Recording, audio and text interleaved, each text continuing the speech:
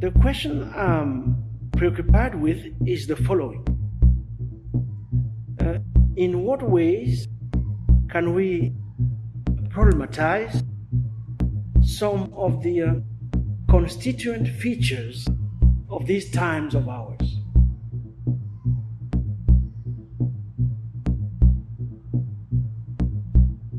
Formulate that question differently. I could formulate it in the following manner. What time is it? What time is it? What are the key features of this peculiar moment our world is going through? A moment for which there doesn't seem to be a proper name yet. And since naming our time is part of what is at stake, I suggest that in the midst of the current dread and confusion, one thing at least is clear. Ours is a time of planetary entanglement.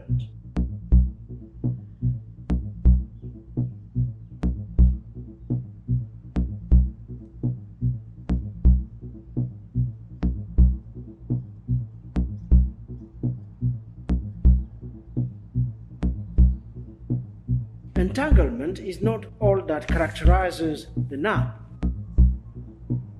Indeed, wherever we look, the drive is decisively towards contraction, towards containment and enclosure, or to put it more accurately, selected permeability.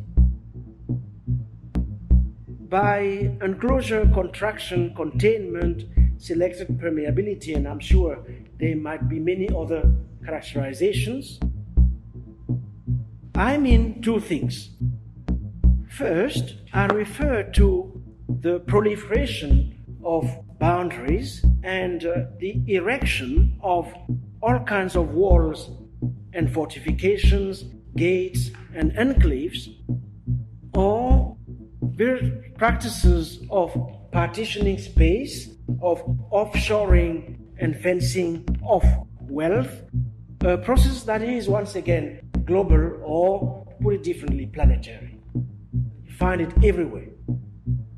In the north, in the south of the north, in the north of the south, in the east of, it's everywhere.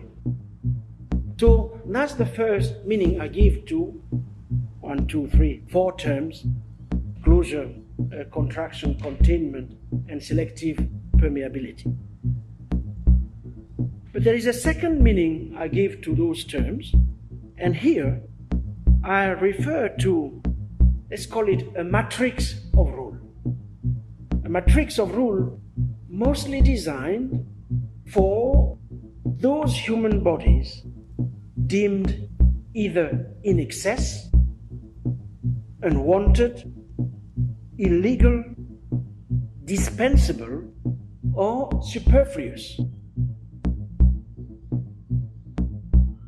I would like to suggest that paradigmatic of this matrix of rule is present-day Gaza in Palestine.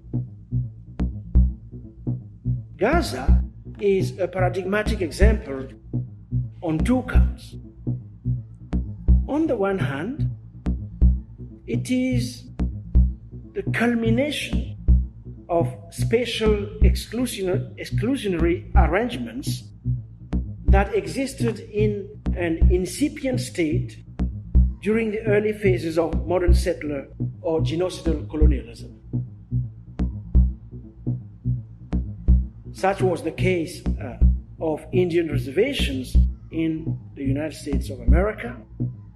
Such was the case of island prisons, penal colonies, or in the not so distant past, the camps and the Bantustans in South Africa.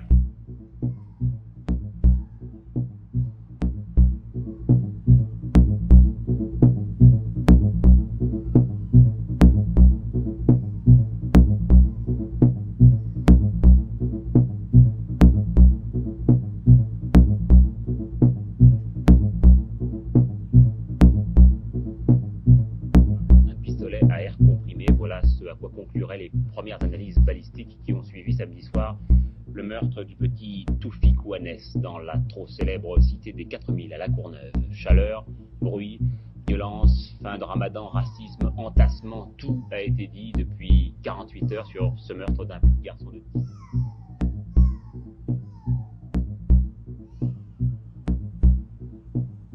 Spatial violence, humanitarian strategies, and a peculiar biopolitics of punishment all combine to produce, as I just said, a peculiar carceral space in which people deemed surplus, unwanted, or illegal are governed through abdication of any responsibility for their lives and their welfare.